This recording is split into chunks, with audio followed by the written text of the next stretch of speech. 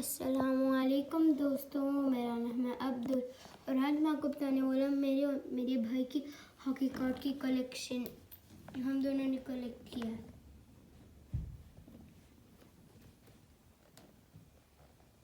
Number 1, डेविन दशरनी। डेविन दशरनी के पास 75 गोल्स हैं। नंबर 2, ऑनरे शाह के पास है 92 गोल्स। नंबर 3, Jonathan Joan के पास 23 goals.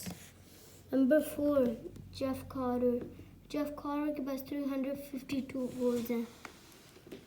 Number 5, Archer Lukkonen के पास 30 goals हैं. Number 5, Alexander Radulov के पास हैं 47 goals. Number 7, Peter Buda के पास 901 सेव हैं. Number 9, Nathan Balliol के पास 1 गोल है क्योंकि वो इंजर्ड हो गया था. Number 10, Jeff Petrie के पास 45 गोल्स हैं. मैं आपको बताने वाला हूँ सेकंड कलेक्शन कार्ड्स की.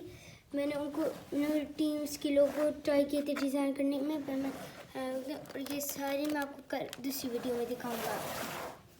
और लास्ट चीज़ जो मैं आपको दिखाने वाला हूँ वो एक हॉकी स्टिक, जो एक प्लेयर का जो मैं आपको एक नेक्स्ट वीडियो में दिखाऊंगा.